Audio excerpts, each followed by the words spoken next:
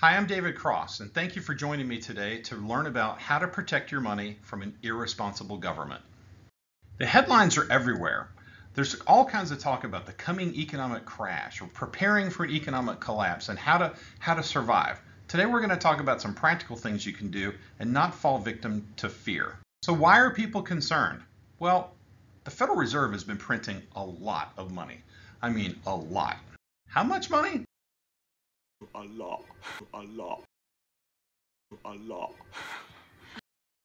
So cute quotes aside, the Federal Reserve has printed about 50% more money in the last 5 years. We've gone from roughly 14 trillion, $14.2 trillion in dollar bills. That's like the currency that's in your pocket and what's in your bank account and what's in, what's in bank accounts all over the country and the world, to roughly $21 trillion where we are today. So the most common questions that I hear nowadays are, how is this going to play out and how do I protect my money? Students of history remember the 1923 Weimar Republic in Germany, where they had hyperinflation to the tune of like 1,000,000%. This is how much I think it cost to buy dinner for one evening, and it was worth even less the very next morning. What you're looking at now is a chart of Germany in roughly 1921, 1922, 1923. On the right-hand side of that graph there shows you how many German marks it took to buy 1 ounce of gold. And at its peak, I mean, what is that, $100 trillion? At the very top over there, it was just insane what was going on with how much money they were printing. My concern, and a lot of other people's concern, is that we're on the same path, and your dollar bills are eventually just going to burn up because of inflation. There's a great text that was put out a long time ago called The Economics of Inflation, written by Constantino Brascani-Teroni, and he's got some wonderful information in here about what happened in Germany. This is an index of how their stock market was performing from 1922. And you'll see that in October 1922, it started at an index of 1, all right?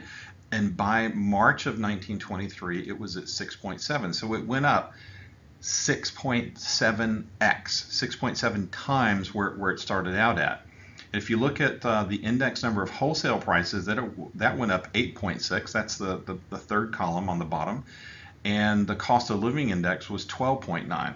So imagine something that cost $1 in October of 1922 costing roughly $13 6 months later.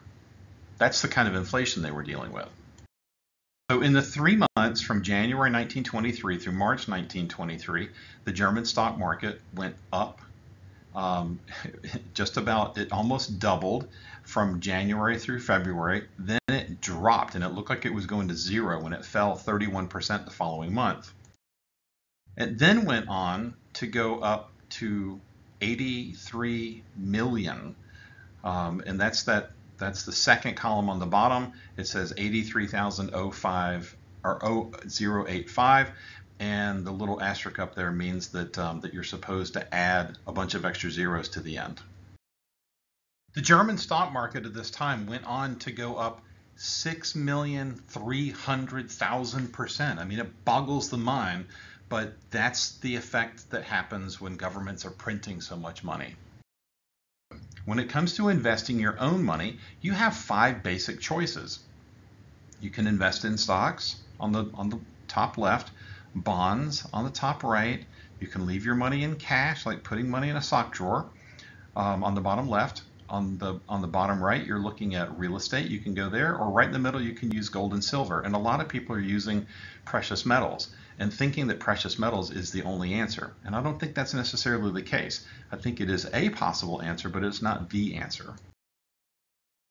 So let's look at the last 5 years with investing. If you had money to invest 5 years ago and you just left it in cash, then guess what? You had a 0% return. You lost money because you lost purchasing power, but if you started out with $100,000 and you put it in your sock drawer, you still have $100,000.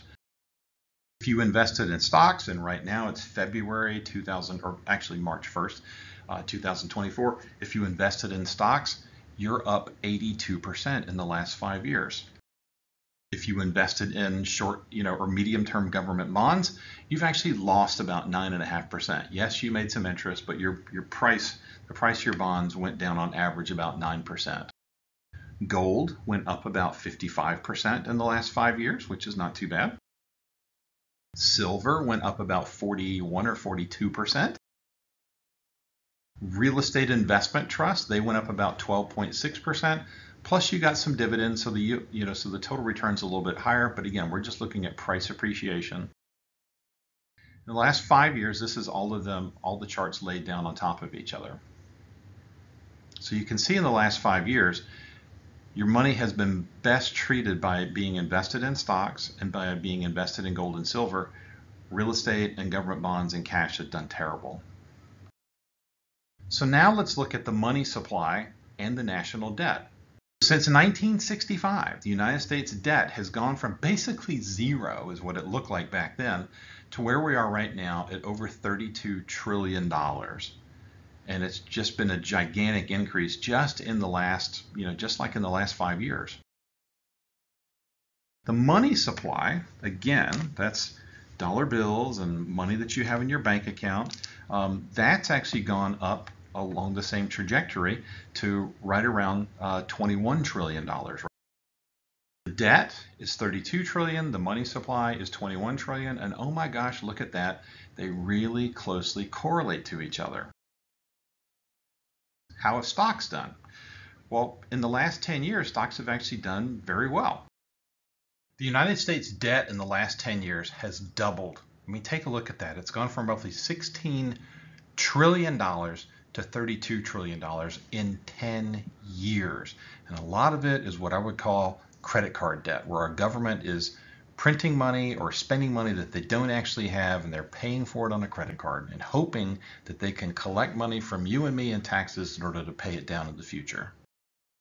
The money supply has also just about doubled from around $11 trillion to $21 trillion right now. It's insane what's going on with our money. Stock market, believe it or not, generally follows the money supply. And the reason is that stocks represent equity interest. They represent ownership interest. And if you're going to have more dollar bills floating around in the economy, you're going to see the value of assets going up. And it's one of the reasons why we have so many young people out there saying, I feel like I'm getting screwed because I don't have any assets. And grandma and grandpa, mom and dad, they've got assets, and their stocks are going up if they do own stocks or they do own gold and silver and things like that. Those things have been elevating in price, while folks that don't have any assets are falling further and further behind. This is a chart of inflation going back to 1947, starting at 1, and it says that here we are in 2022, and now the index is at 3.2. That doesn't mean anything until I tell you that what the government wants you to believe is that for every dollar that you started with back in 1947, that thing that cost $1 back then now costs $3.20. And that's absolutely wrong. It's a lie. It's roughly 20 times that number. So something that cost $1 back then, today now costs $20. Ask your grandparents. Ask them how much a Hershey bar was back in 1947, 1957, and that time frame is roughly 5 cents. A Hershey bar today is now $1. That's a difference of 20x. So our government's lying to us about what inflation is really like. Okay, so here's a perfect example of our government kind of fudging the numbers, and no, they wouldn't do that, right? So they're the benign U.S. government. All right, I'm digressing. So anyway, U.S. Bureau of Labor Statistics, government website, you can go to it. They have a CPI inflation calculator, and you can put in that, something that cost a nickel in 1947, like a candy bar, they're trying to tell you that right now it costs 72 cents, and that's wrong. Because a candy bar today, if you go into like Kroger or something like that, it's $1, $1.05 or so. If you go into a convenience store, it's like they're generally like $1.70 to $2, I think, but generally $1. So that's a difference of 20x, not 14 times. So our government's fudging with the numbers, but hey, we're supposed to believe them, right? So the inflation numbers that have gone up in the last 10 years, this is from the Federal Reserve. It tells you that something that basically cost around $25,000 10 years ago is now approaching $31,000. So inflation's up pretty significantly. What's really interesting to me is that the look of our money has not really changed much. Older folks that are out there will look at this $20 bill and say, "Oh my gosh, that looks just like the $20 bills that I had, many years ago." And here is that $20 bill right here, right? And what's really interesting about that particular $20 bill is that not only does it look different from current dollar bills, they have the big head on them, but if you look really closely at this dollar bill, you'll see that it says that it is redeemable in gold on demand from the United States Treasury or gold or lawful money at any Federal Reserve Bank. Now, this particular note is dated 1928. Looks just like a $20 bill. If I took this $20 bill and took it out to Kroger, they're going to give me $20. They're going to say that thing's worth $20. But here's the thing. In 1928, if you took this dollar bill and took it to the bank, they would exchange for it a 1 ounce coin. So a $20 gold piece is what you get, and a $20 gold piece has really close to 1 ounce of gold in it, which today is worth $2,080. So if you put that $20 bill in your sock drawer, instead of putting it into gold, you lost out gigantically. And that little piece of paper, I bought this thing off of eBay for $44 because it's just a collector's item at this point. It's just worthless wallpaper. Here's how inflation looks as a consumer, right? In 1958, chocolate bars were 5 cents each. I know that because I've got friends and clients that say, "Hey, when I was a kid, I was born in 1946, 1947. When Grandpa gave me a quarter, I could go down to the store and I could buy 5 chocolate bars, and I was in heaven." Today, if you give a kid a quarter, they can't buy anything. I don't even think they can get gum for that anymore. But if you gave a kid the exact same quarter from 1957 or 1958 that was made out of silver, and that kid turned it into or sold it for its melt value, they would get roughly $4 for that thing right now. So let's consider Venezuela. They have this really pretty currency, all these different colors. And one of the cool things you need to know is that the prettier a country's currency is, probably the more worthless it is.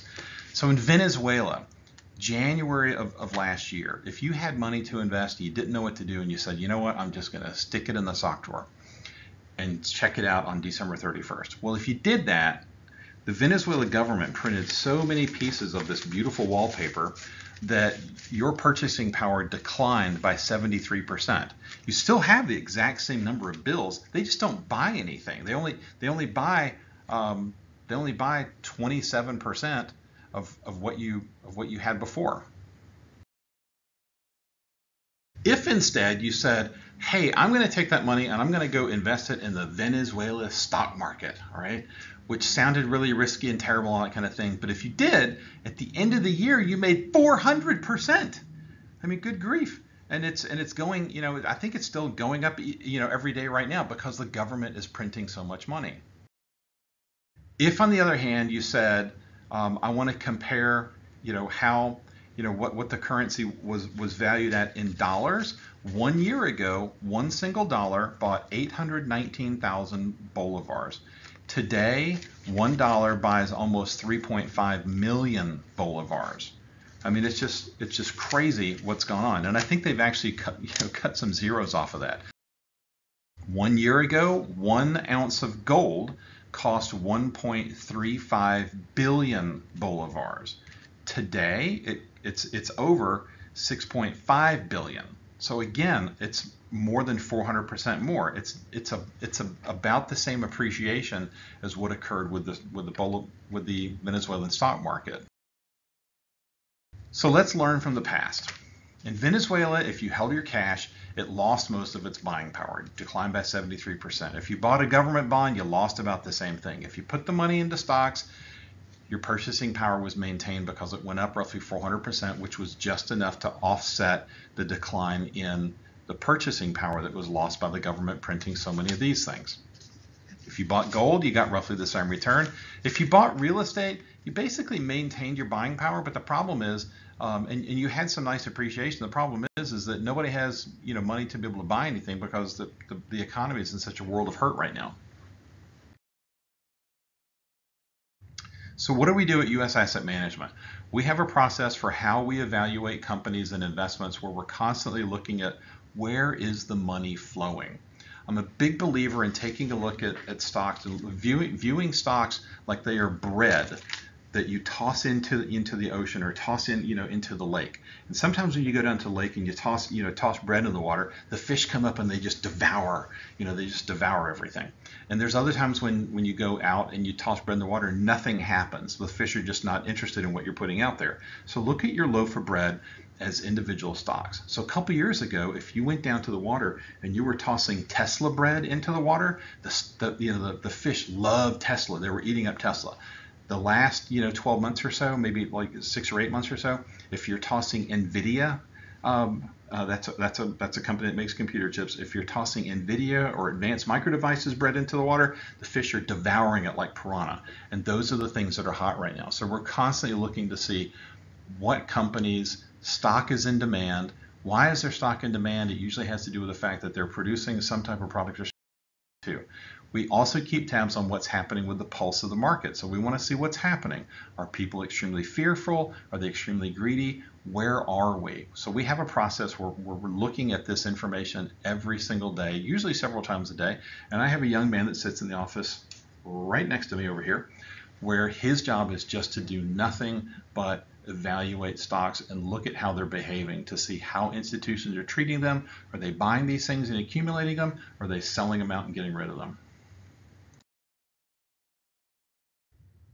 So one of the major things you have to understand about investing in stocks, investing in anything, is that there are going to be periods where you have a lot of uncertainty and you get these big drops like what happened back in 2020, and it looked like everything was going to zero at the time.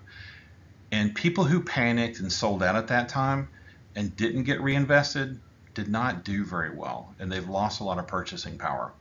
But if you understand that we're going to periodically go through these crazy moments where things like this happen, as long as you hold on and you've got solid investments, you should see those things recover over time. But just understand that there are occasional shocks to the system, and it doesn't matter whether or not you own stocks, bonds, gold, silver, real estate, anything. There will be points in time where it looks like it's all going to be, going to zero and it's hopeless and you should just sell. And there's going to be lots of people who do that. But I don't think you should, and certainly not in the environment that we're in right now. Because if I'm right and our government does continue printing money, you should see your assets continue to climb in value just because of the effect of money printing and how it affects economic assets and equity assets. So who do we help? Our typical clients are busy folks that are 50 to 70 years old. They're not mega millionaires. People seem to think that that I only deal with folks that have got millions and millions and millions of dollars. And the reality is that there's a very small universe of people that are out there like that. And honestly, there's really big firms that are out there that want to help the CEOs and the multi-billionaires that are out there that are where they're making millions of dollars every month. I like to work with average, everyday people who are just trying to figure out how not to get screwed by their government. So I'll help you. We're not going to judge you. If you decide that you want to have money in gold and silver, and other investments like that other people kind of frown on, we're not going to judge you. If that's something that you think is appropriate, we will help build that into your portfolio. Feel free to contact us. You're under no obligation to work with us. You might want to give us a call and just ask us for a second opinion. Our job is simply to help you make better decisions with your money. Thank you for joining us today. This is our very important disclaimers page. We're required by law to put it out there. So if you have any questions about this, certainly reach out to me and give me a call.